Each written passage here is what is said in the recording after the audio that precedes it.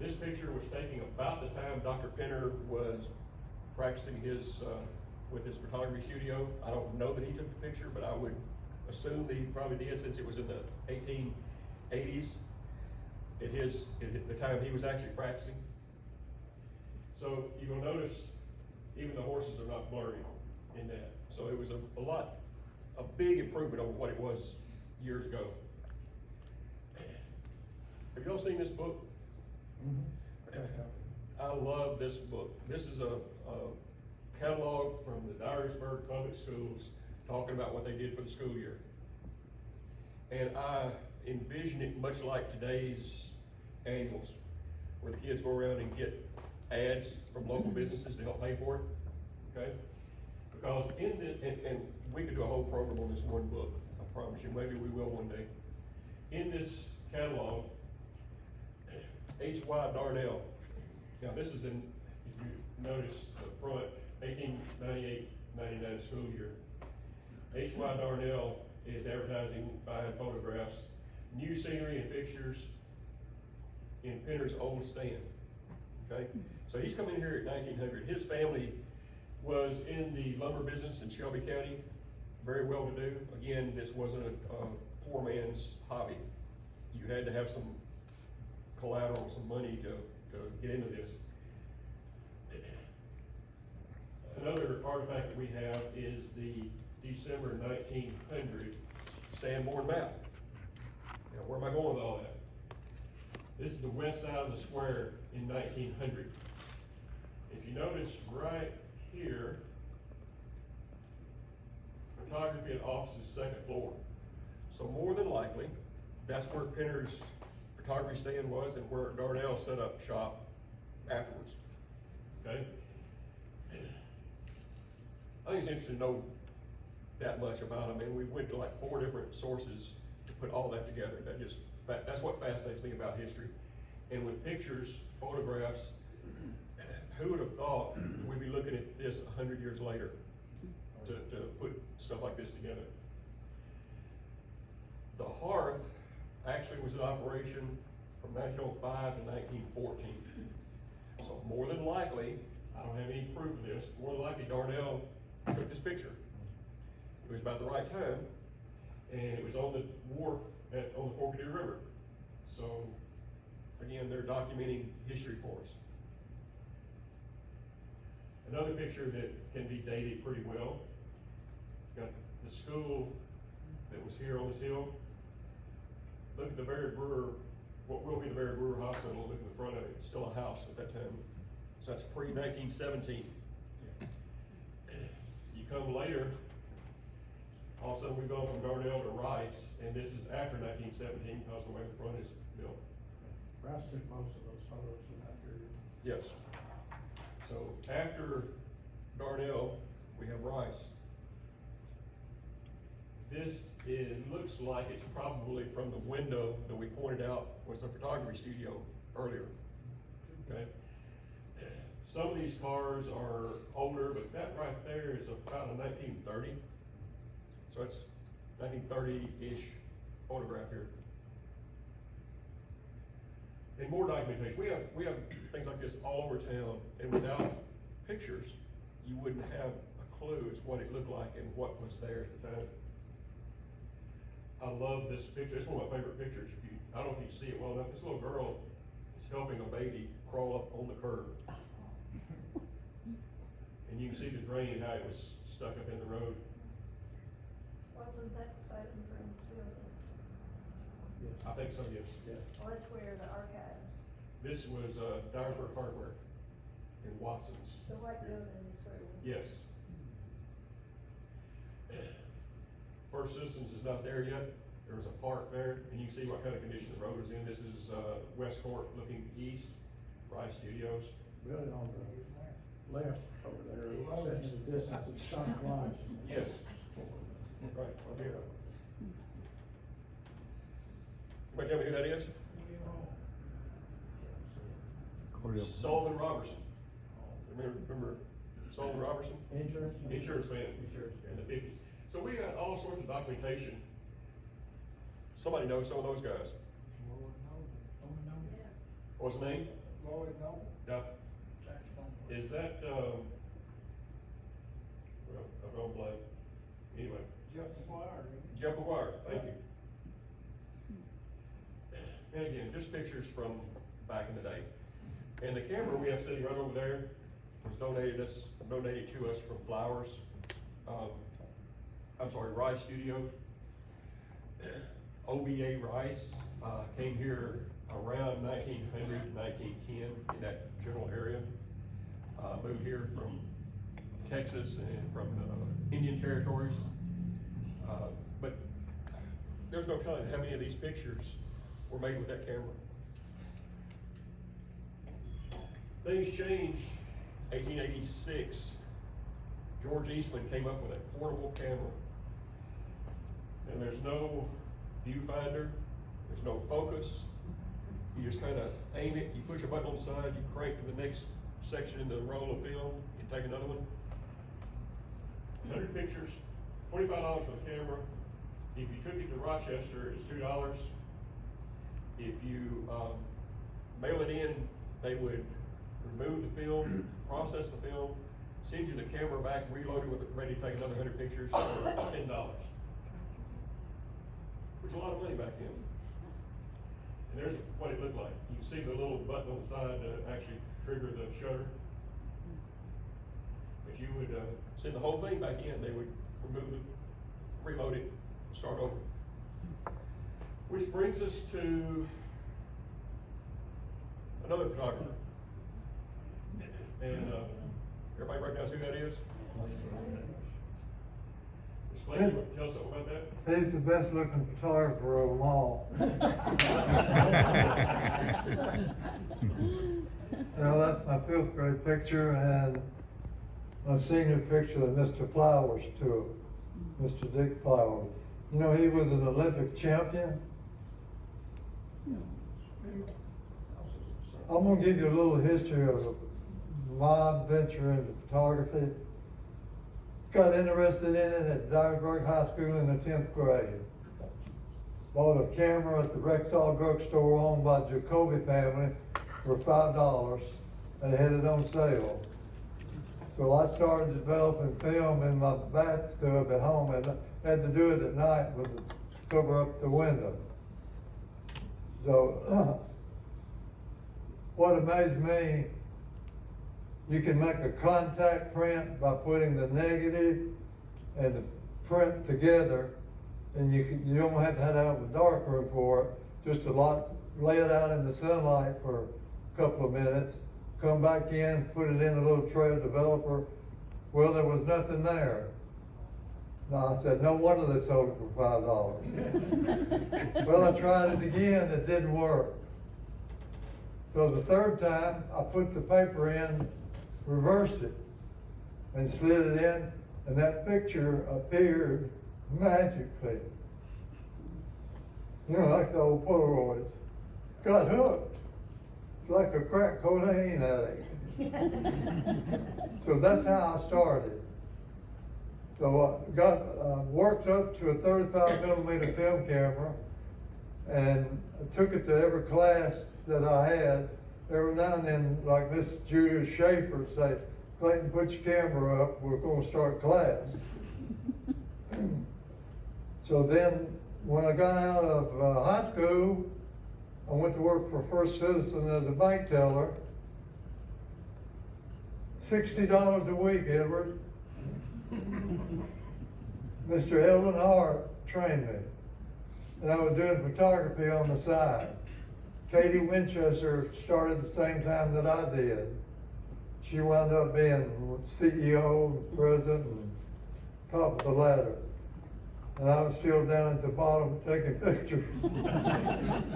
So I started.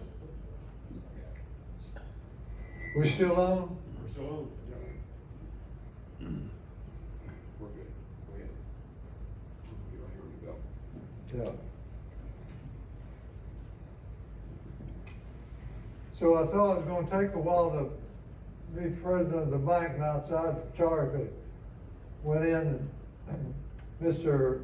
John Perry, he had died of a heart attack. He was president. got a heart attack at home, and Mr. Lippert took his place. And I went over to him and told him I want to be a photographer. So when Green Village opened up September 1965, my first studio was located on the mall section there. I had a camera shop and a photography shop. So my interest grew and grew and grew. And I saw right quickly there wasn't enough volume. I went from 0 to $250 a month rent at the place. My house payment, Bill and I was talking about this, when Linda and I got married, first house was $9,200. Insurance, taxes, and everything added together, payment was only $68 a month. Gas was 29 cents a gallon too. Big difference. Everything was relative. So I spent 5-year lease out there. Mel Sembler, a lot of you remember Mel. He was Mr. Schlesinger's son-in-law. And he collected the rent, and my lease was up. I bought the house at Church and Tucker, owned by Mrs. O.D. Allen. Her granddaughter, Rebecca Allen, was in my class at Dyersburg High School.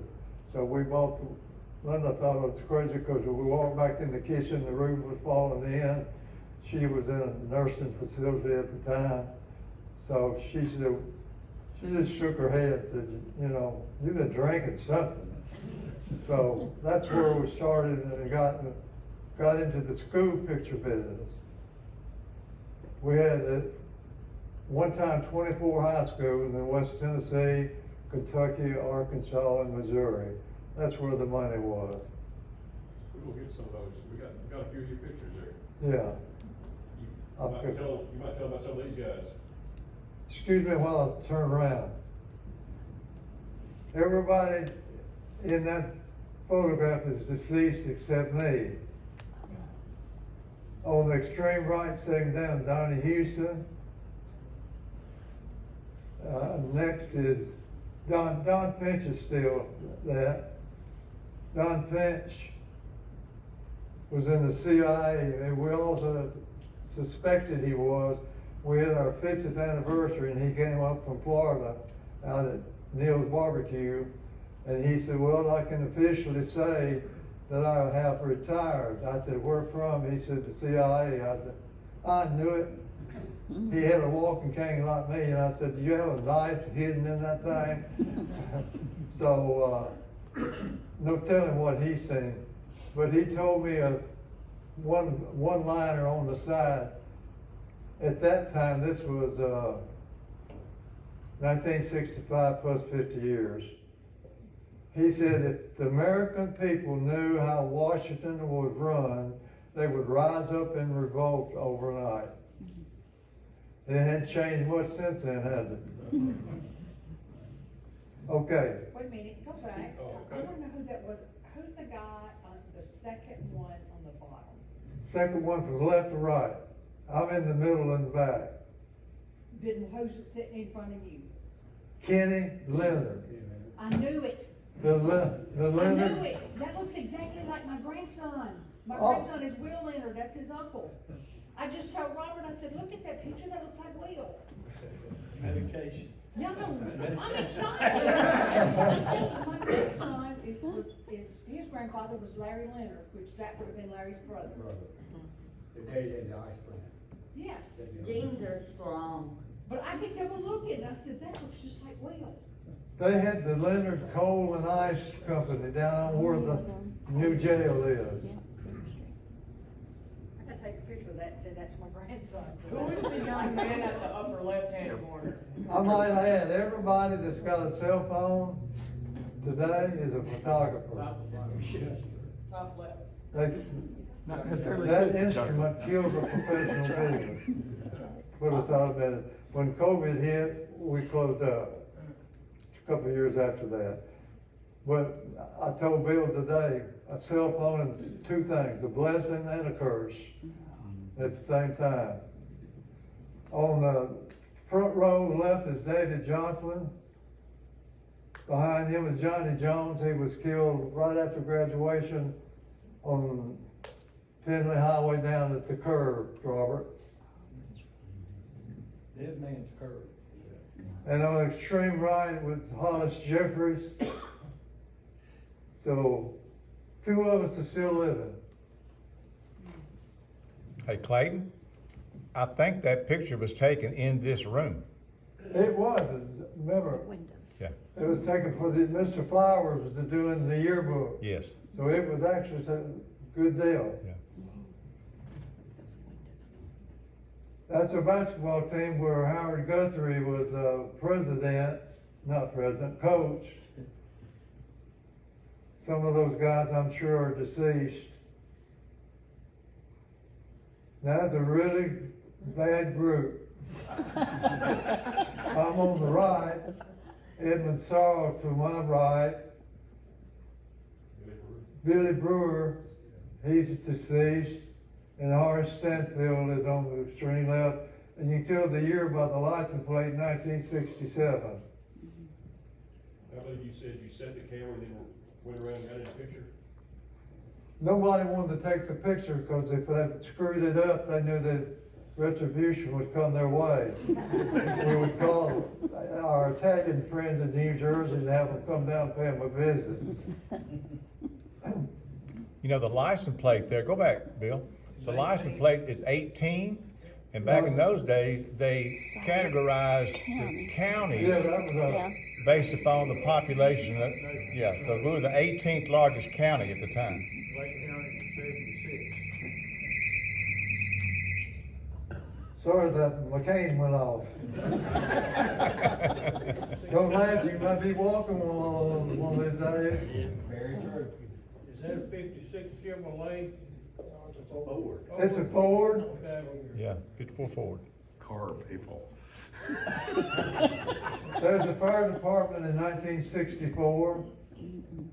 I put this on Facebook, got so many calls, said, well, my grandfather is here, my grandfather is here.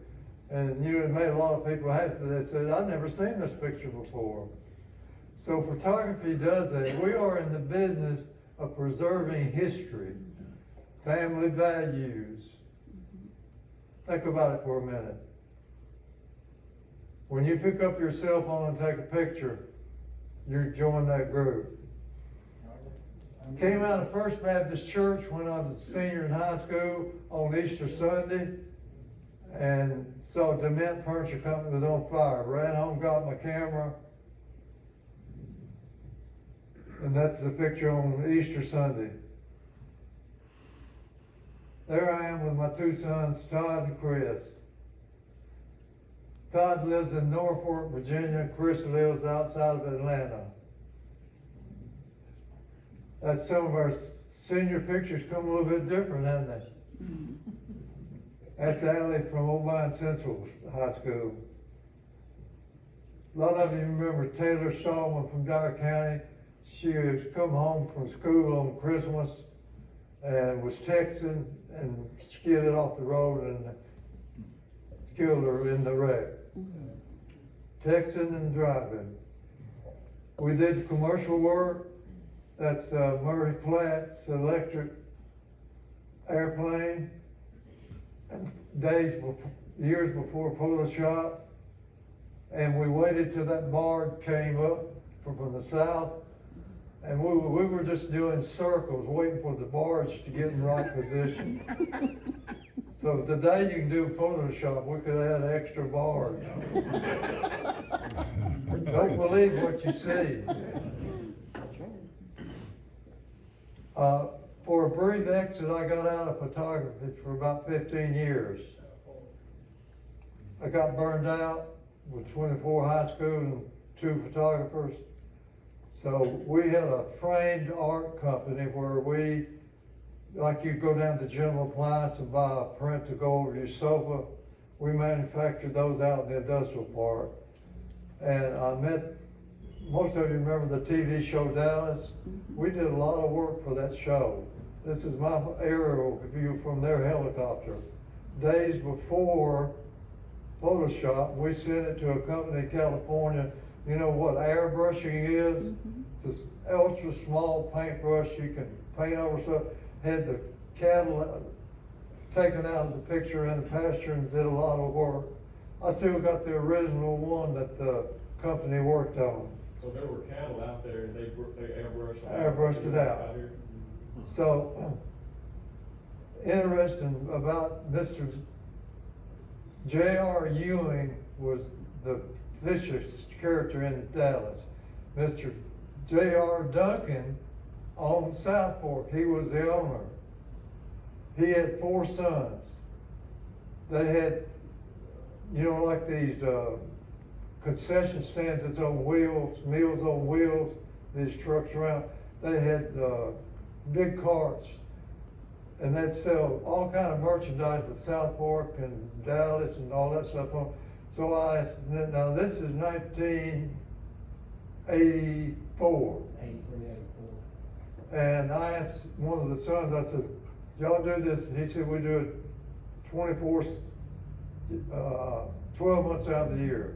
He said, well, I quit college and came here. I said, why? He said, on a good holiday weekend, we make $100,000 selling memorabilia. I've been to the Masters Golf Tournament. That's Tiger Woods walking across Ray's Creek. I have to be honest, I photoshopped some of those flowers in. Some of them were there and I just duplicated them.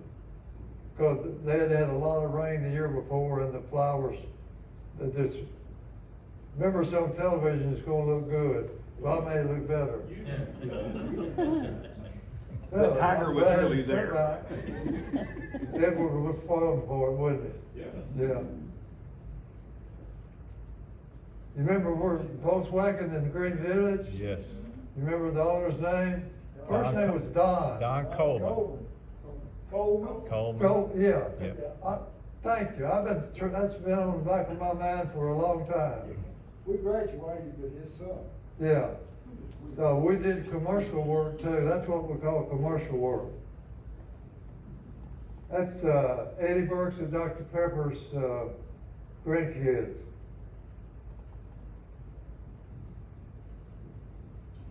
That's Lisa Stafford and her sister Sandy, and I forget their mother that's in the middle. Doris. Doris, yeah. I mean, we preserved that forever. Remember the sad story of Holly Adcock from Dyer County High School in Memphis? She was murdered in Memphis. Had a bright future ahead. I went through all my files. Got every digital file I could and gave them to the family. Dury's is in Nashville, D-U-R-Y. They were the nation's largest supplier to the professional photography. Now it's B&H Photo up in New York where you get your stuff. And they did a newsletter, and that was the second one they put out, and I was on the second one they'd ever published. Been a bit of an author, journalist as well. Then in high school, I was editor of the newspaper. Remember what the name was? Hill Echo. Hill Echo. I got into journalism. So when I got out, when Chris Rymel was editor of the State Gazette, some of you may remember Chris, he called me up. I was writing letters to the editor about stuff. And he called me, he said, would you like to write a column? I said, what does it pay? He said, nothing. I said, what do you mean, nothing? He said, we got a space open. You know, they buy those syndicated columns. And he said, what can I write about? And he said, anything you want to. I said, okay, I'll take it if I can write a Christian column every 5 months. So we struck a deal. 31 years I'm still writing. Last week it was on wood and nickel. This week its title is, You Lost Your Cell Phone? You say you got a free paper out of that? Oh, yeah, I did get a free paper. They mailed it to me. Now they're owned by the Paxton, Paxton in Paducah, Kentucky, which is the NBC affiliate. They own something like 40 papers about like this size. But you know, newspapers are going out of business. Bill wanted me to add something on the end that we're gonna do a whole program on. Yeah, the pillow house. Pillow House on Troy. How much time I got? Well, we can get back to that. We got several slides of it here. Okay, good. Linda and I'm gonna go into how we came about it. We were in Dallas doing a trade show, hoping or praying that Mr. Tootie Moss, you remember him? He was a lawyer. He was, the only living relative of Mrs. Pillow was a niece in Cincinnati, Ohio, Mildred Dirks, Dierks. She only came to Dyersburg twice a year to check on the house. The Watkins Jewell family lived next door. Most of you remember Watkins. Got to be an appellate judge. Had 4 kids and we had 2. We were the first kids in the neighborhood. And strange thing about that house is built in 1924. And I was looking for the electric lines coming in. They were buried in 1920 and they were in galvanized water pipe. The whole house was wired in galvanized pipe. Unheard of at that time. And in that house, the walls weren't 2x4s, 2x6s. This is Pillow owned a lumber mill in Mississippi, so the finest of wood went into it. That's after we lived there, and 2x6s first too. snow come, little story. I was at the studio on Church Street. Kermit Buck, B-U-C-K, is a company in Memphis that works on the courthouse and did the stucco business. So I thought, well, if they got that job, he called me up. He said, Mr. Clayton, come up to the house. We got a problem. I said, what's wrong? He said, well, you need to come up here and look at something. Well, they started sandblasting the stucco. Well, all the cracks and the dirt showed up. I said, what's the remedy? He said, well, we have to sandblast the whole house and re-stucco it. I said, how much it cost? He said, I'll let you know, $5,000. They stayed up there a month doing that. I think they lost money. But that's we lived there, and that's after it was re-stucco. When did you live there? 1972 through 1984. Those crepe myrtles that are so big out there, and the crepe myrtles that are so big right in front now, they were. Everybody that has lived there has added something. And we'll go through the owners of it. Question. Was the railing to the stairwell up when you bought the house? The railing on the porch. Up, oh no, going upstairs. These pictures we had the original blueprints from the architect in Memphis in that house. What, did it have the railing up to the Yes. stairs when you got there? Yes. Well, my husband was in that house as early high school when he graduated in '62. Wow. And he said that railing was still laying there where it had laid originally at that time. Yeah. Far as I know, to the best of my knowledge, yes, what you see was there in these pictures. Yeah. That house has 42 windows. Remember, a painter from Finley, Dale was his first name. Beecham. Yeah, had him come up and give me an estimate on caulking and painting. I don't think he counted the windows. It was $850. I thought he never would get through, and every day when he showed up, he just shook his head. And he did a wonderful job with 42 windows in that house. Halfway up the winding staircase is these mosaic stained glass windows. That's our dining room. remember when Mr. Leroy Burks had the old antique shop next to the high school? Anybody remember that? I told him I needed a dining room table. So he went to Boston and bought one. He wanted to tell me, you know, Boston is known for their, what do you call them? Crooks or whatever. Or mafia. Their business acumen. Yeah. He told me he bought it from a family up there. And it had, 8 or 10 chairs to it. And we paid $2,500 for it. So when we sold the house, didn't have any place to put it, we sold the house to Tom Curry Jr. and Sally. So I let that table stay in there till I could find it. It was there over a year. So the mafia might have shot somebody at that table. Now the Edges, Dennis Miller's family, that's Mallory. This was taken several years ago. Mallory and Miller. He's a lawyer. I think he's gonna set up practice in Dyersburg. It's either private or working for somebody. Anybody know? He just graduated, I think. Yeah, or just graduated, passed his bar. Pardon? Oh, yeah, I saw that. He works with the DA in Gibson County. Well, you know who that's my son Todd and Chris, and we've grown up a little bit. I don't know who the gray-headed guy is.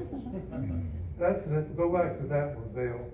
That's the original stairway minus the wood railing. Backtrack just a little, leave that up for a second. Miss Pilla's second husband was a Pilla. The first one was Barkley. She had a son, Thomas Barkley. And the woodworking that the company had made to get all the curves didn't make the curve. It was in the garage in the wood shop. But I think Percy Smith finished it when the Curry sold to him. He was a banker. Some of you remember him. But somebody started from scratch and put the wood railing on it and finished it off.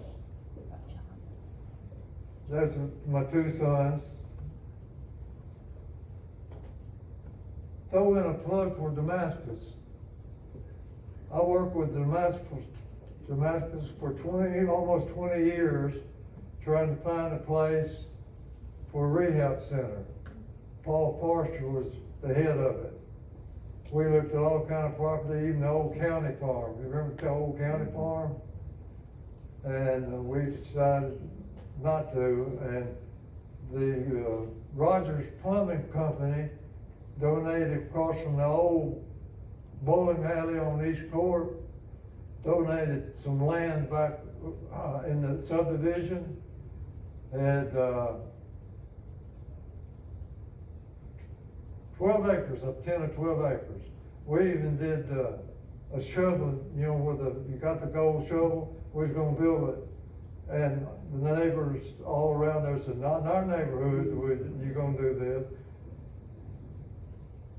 So finally, we got it open.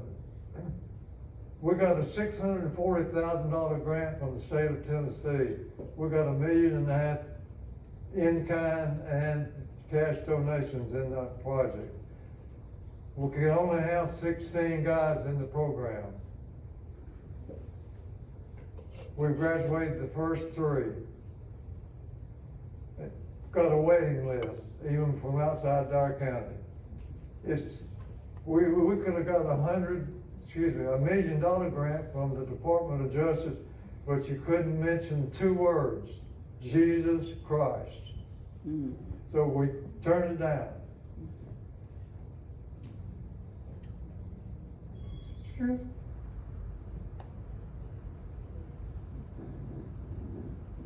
That's inside of it. We had so many people volunteer,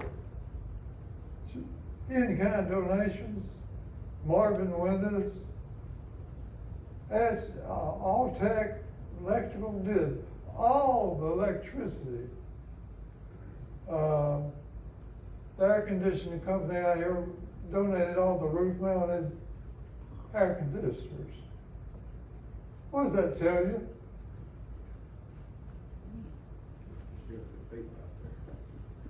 We needed a rehab. Thank you. It's finally come about. That's the last one. Okay, got any more behind that? That's the last slide. All right, I was talking to Bill, if we have enough interest, we'll do a complete show on the Pillow House, things that you don't know. Cause I got firsthand information living there, the house had a ghost. I'll tell you that. I wrote a newspaper column about that. How'd I know? When people would spend the night with us, we wouldn't tell them about the ghost.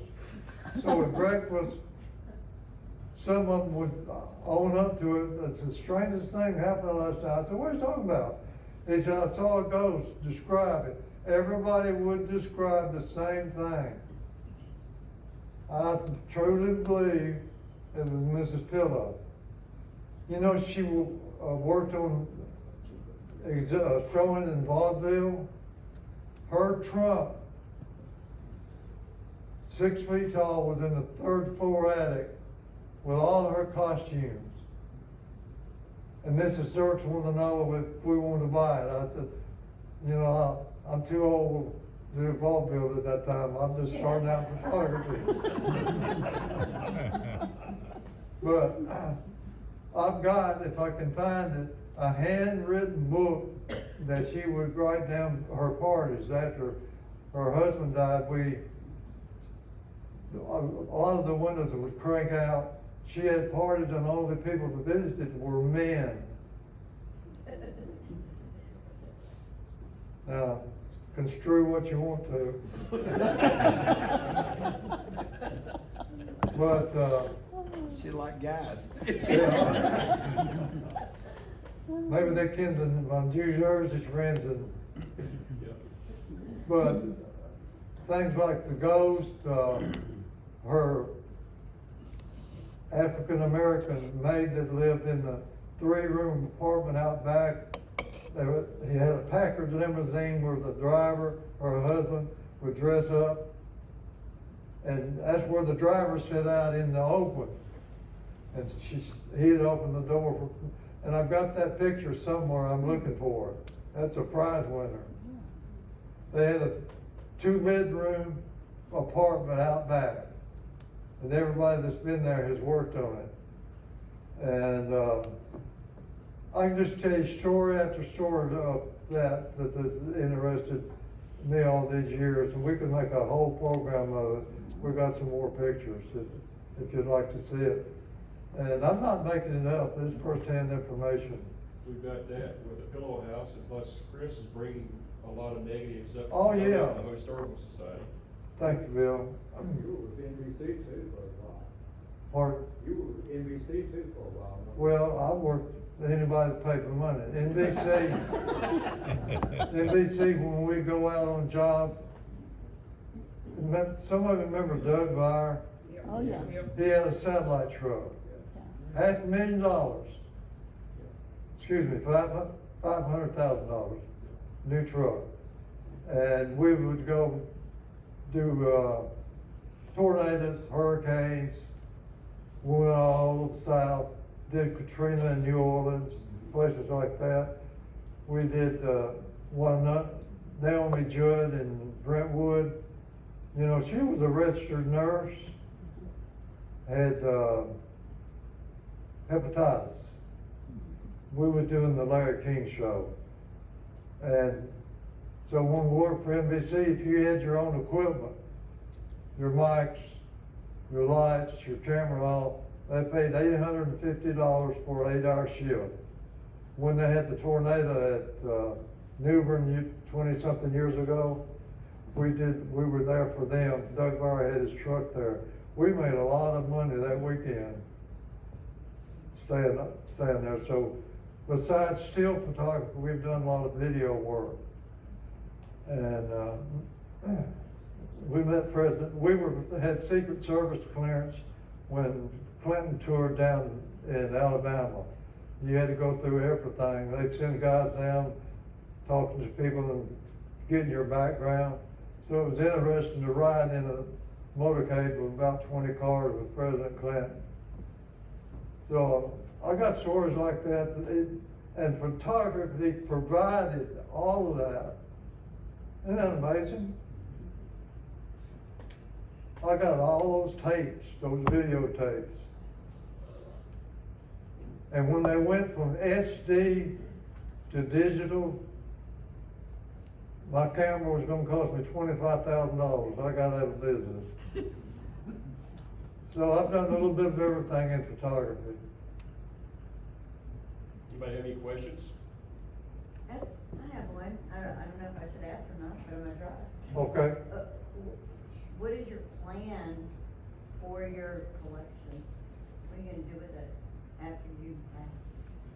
pardon, not that hard. What do you plan to do with your collection of photography? Donate it to the museum. Oh, I forgot, in that house was a box of negatives that Mr. Rice took in the 30s.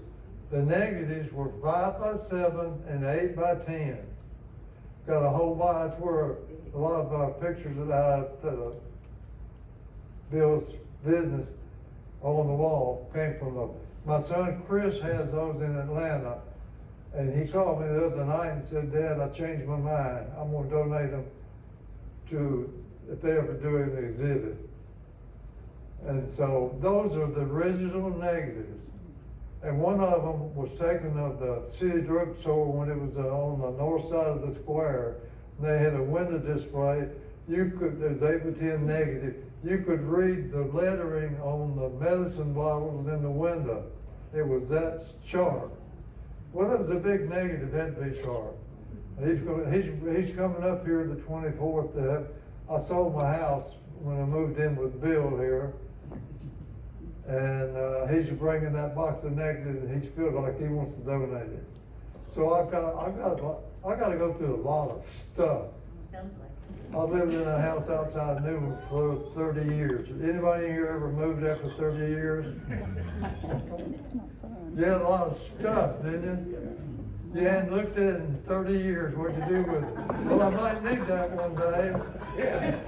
Some of us are just trying to avoid moving every 3 years. That's right. I was talking to Danny at least about, we can say, we have pictures that we know came from Pinner, from Darnell, from Rice, from Flowers, and now Hayes. We've got a whole room or wall or something of Dan Birch. from one to the next.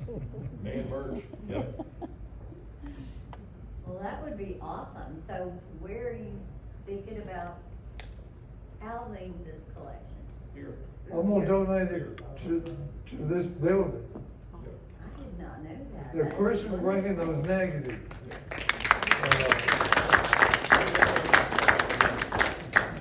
You know what a light box is?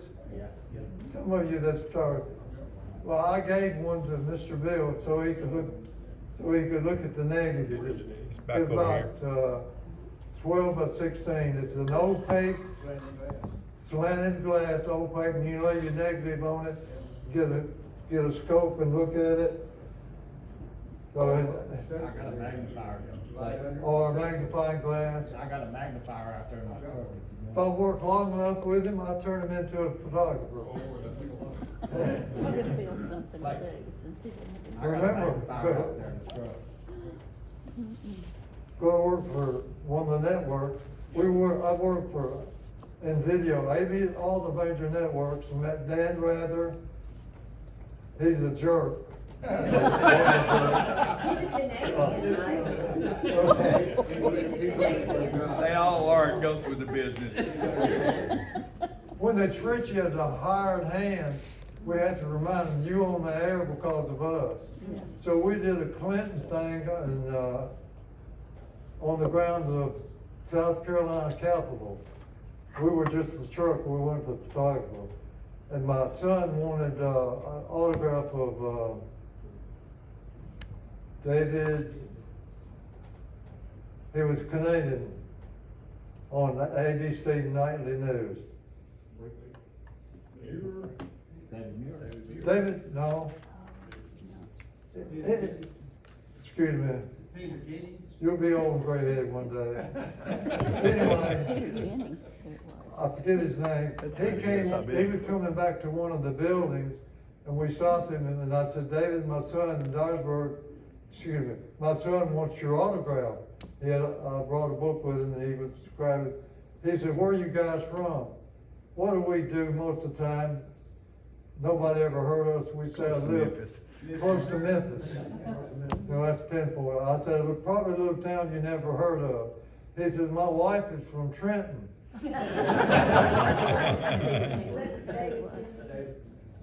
David Jennings, Peter. David Jennings. I'm from Trenton also. All right. And he said, I said, why don't you call us when you come through? He said, you know, it's a vacation for us. He was Grand Marshal of that Teapot Parade that year. Yeah, Teapot Parade. So you never know when you got a camera on your shoulder who you're gonna meet. One of the nicest people we ever met was Naomi Judd and her two daughters in Nashville. We were doing Larry King Live. She was, I mean, extra, extra nice. So I met a lot of famous people. Well, I'm back to the fill house. We'll do a whole program. We'll do a whole program. I looked through all my notes and negatives, because, I mean, it should be of interest to a lot of people. I can tell you, all the people that owned it, Dennis Miller owned it at one time. He took me on a tour. I'll throw his tidbit out. He spent $250,000 on the inside. The bathtubs were cast iron metal. They were so heavy they couldn't move it. He had to take a cutting torch and cut it in thirds to get it out of the house, the 2 bedrooms. That's a heavy bathtub. We have one of those upstairs, and the plumber said, whatever you do, don't ever move this bathtub. Remember, the studs were 2x6s. Thank you for coming and giving your presentation. I was glad to do it.